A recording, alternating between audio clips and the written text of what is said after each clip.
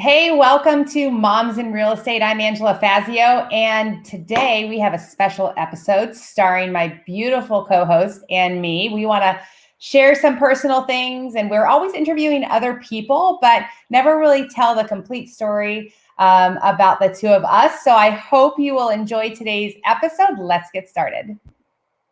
Angela Fazio is an industry powerhouse who has overseen 40,000 homes sold and $9 billion in production. And Kristen Cantrell is one of the nation's most accomplished team leaders, helping thousands of agents build their businesses. They are passionate about educating, encouraging, and empowering moms in real estate. Our next episode starts now. Hello, how are you? What's up? How are you? I'm so good. It's normally 3, and today there's 2. So today we are going to be talking to you guys about your hosts. That's what we're going to be talking about. We always spend the time getting to know really amazing women, and we've been asked to have an episode where we just talk about ourselves. So that's what we're going to do. And I'm really excited about it for many reasons. First of all, Kristen is one of my favorite people on earth.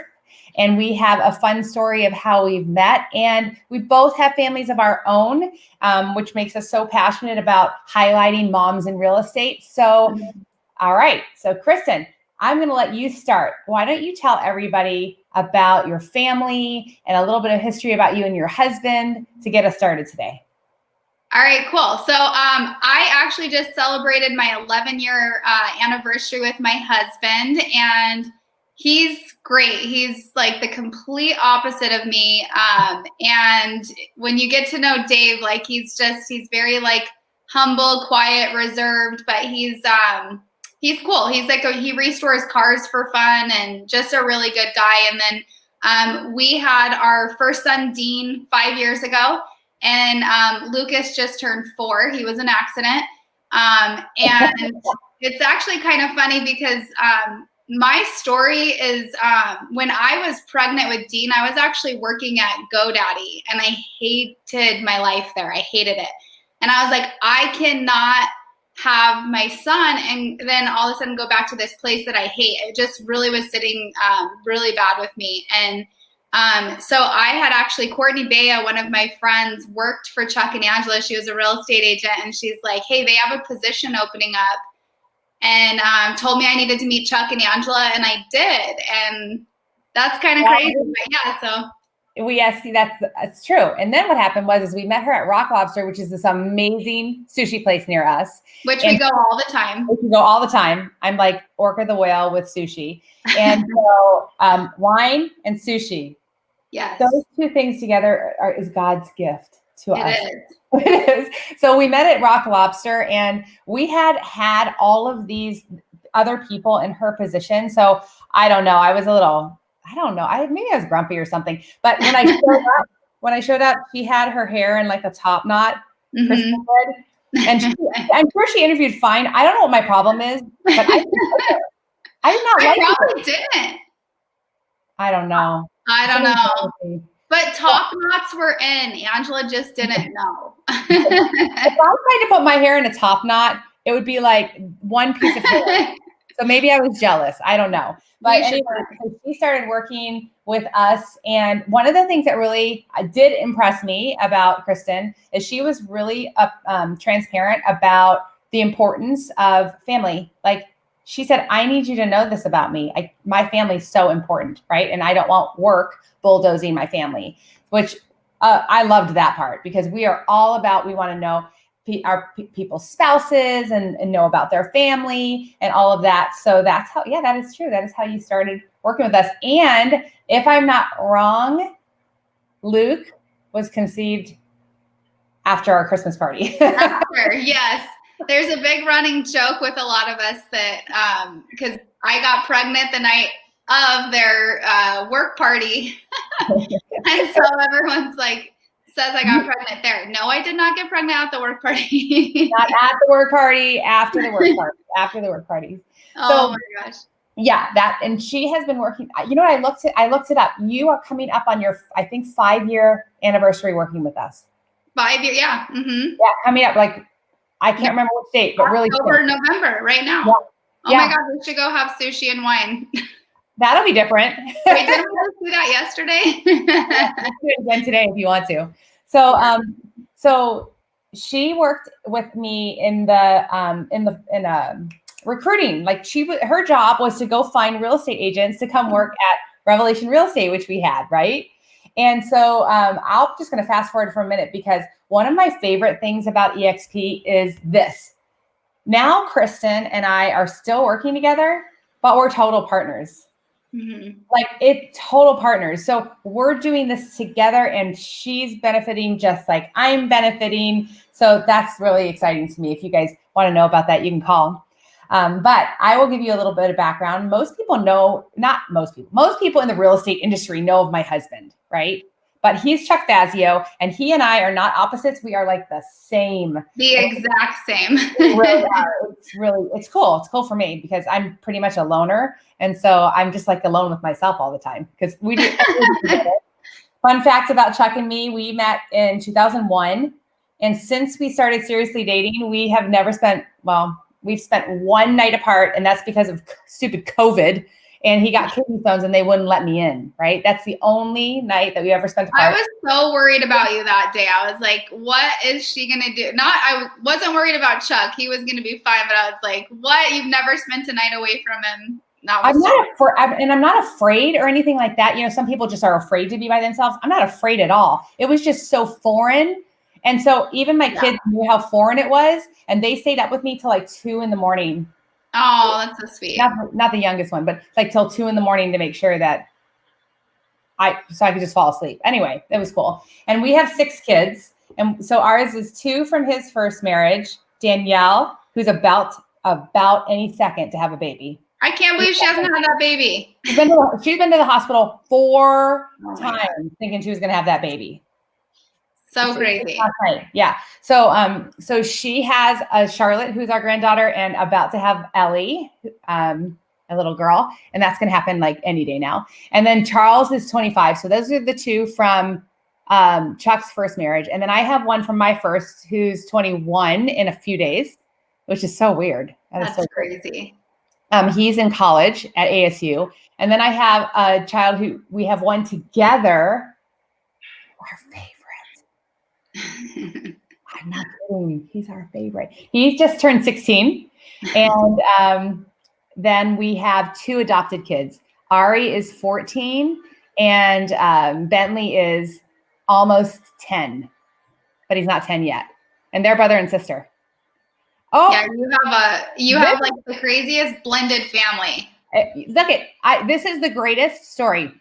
Charlotte Loomer is an agent with us and a partner with us at EXP. And she was David's babysitter when he was a baby. That's right. Yeah. So I've known Charlotte for 20 years and she was the reason why I felt like I could work and feel safe. Except, fun fact, the very first day that David was at Charlotte's house, he fell down and split his head open. Oh my God. Did I ever tell you that? And you kept her around.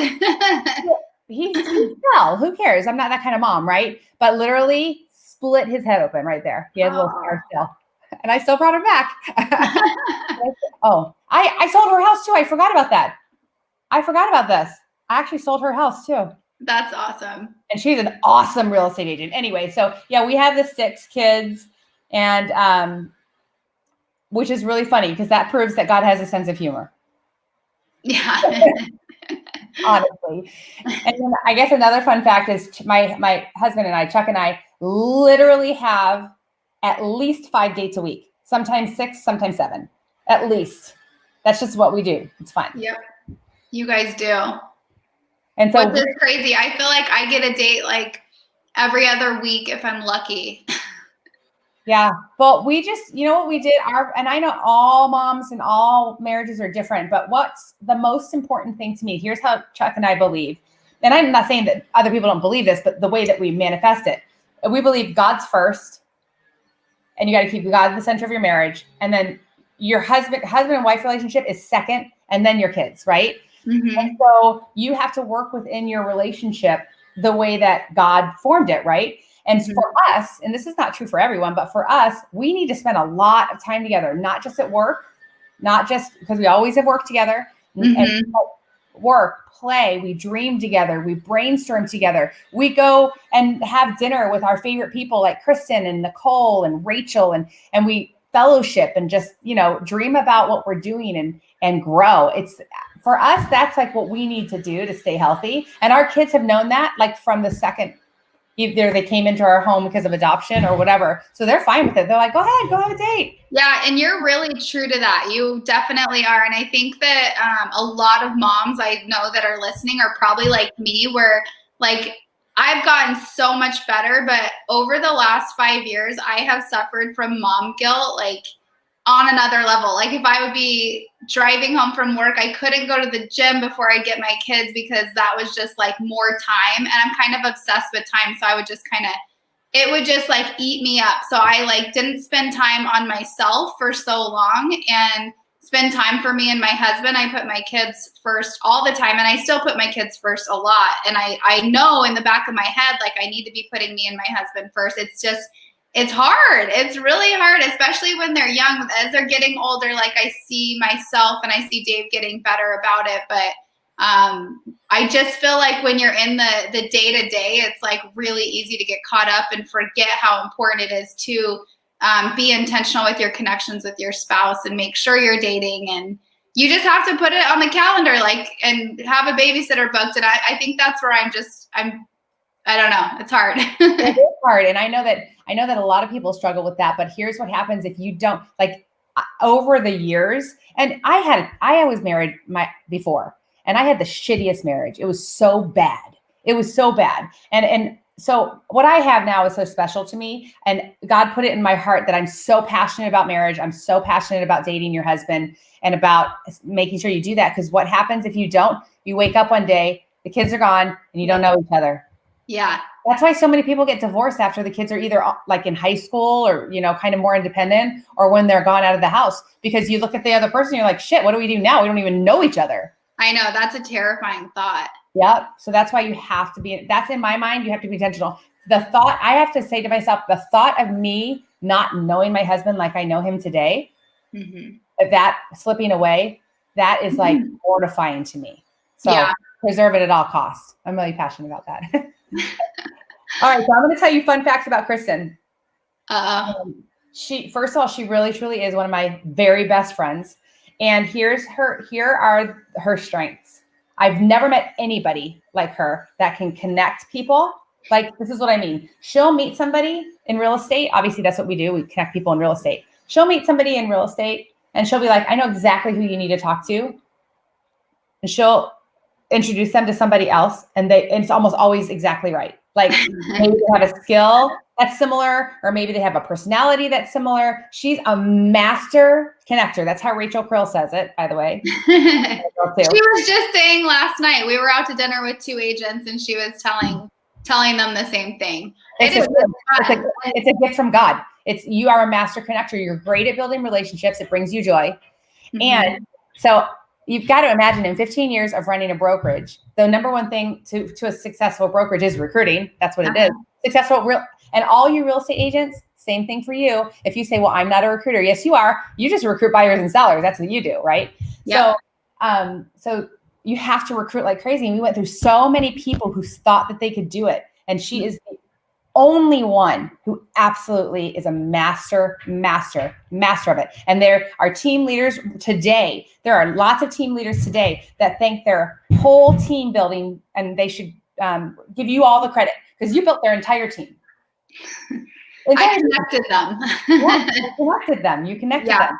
So that's like a really special gift that Kristen has. And I admire really strong, beautiful women who excel. So that's my friend Kristen. Yeah, I just think it's so fun. I had to kind of like, close my eyes and figure out how to enjoy my job and really think about that. And what I enjoy doing even before I started as a recruiter is, I enjoy like community and being around people. And you even ask my friends, like they'd be like, oh, if we go do something with you, you're inviting all these people. Like my best friends be like, who are these random people? And I'd be like, well, now they're your friends. Like, and I love being able to see people connect and to form their own relationships. And I feel like I'm lucky and fortunate because I'm in front of so many people in our industry every day to be able to be a blessing to whoever I'm in front of and say, you need to meet this person, regardless of where they're at. Like the way that I recruit is like, of course I want everyone to work with me, but my goal is like, how can I bring you value? And you're going to see that and end up wanting to work with me. But I just get so much joy out of it. And I think that I think everyone needs to realize sometimes when you're in real estate, you're so burnt out because you're doing things you don't like. And I'm like, I don't see myself getting burnt out. I'm a recruiter. Most people burn out of that position in 6 months to a year. But what I'm doing is I'm making friends every day, and I get to it's not something that I'll ever burn out of because I love meeting new people, you know? Yeah, you have to tell everyone what your son Dean said about it, about your job. Well, yeah, my 5-year-old told me the other day, I just want to make more friends. I want, like, he just wants a lot of friends. He's very social. And I told him, I said, you know what's kind of crazy, Dean, is my job is to go out and make new friends every single day. And he kind of looked at me and I was like, it really is. Like, that's my job. And you can find something like that too, you know? Yeah, that is the truth. I love what I do too. So I know exactly what you mean. Like if you're using the talents and the skills that God gives you and you're applying them in a way that is fun for you, then you don't get burnt out, really. Yeah. No. Mm-mm. All right. Let's see. Any more fun facts about you? I mean, I have a lizard and now I have a snake and I don't know, people, I'll tell a fun fact because I find I get so much like joy out of this. So I do like a lot of, I like having people at my house, and when I have like a lot of my girlfriends over, they all gravitate toward my bearded dragon.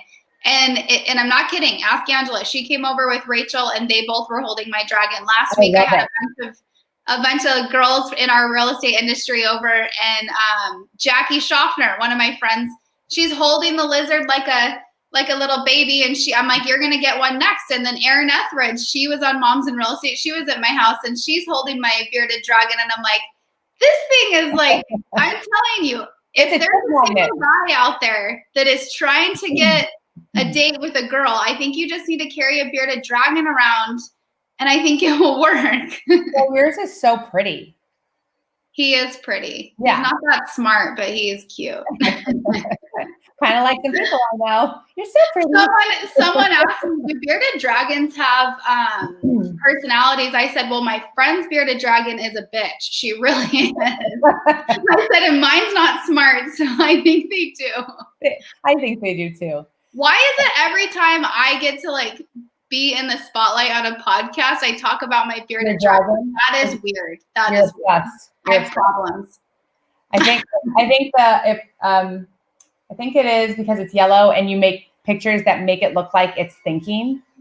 Like sitting on top of watching the pool, or like with the dog or whatever. It makes it look like it's thinking or something. Yes. If you guys don't follow me on Instagram, go follow me so you don't think I'm such a creep, okay? Because he's part of my Instagram.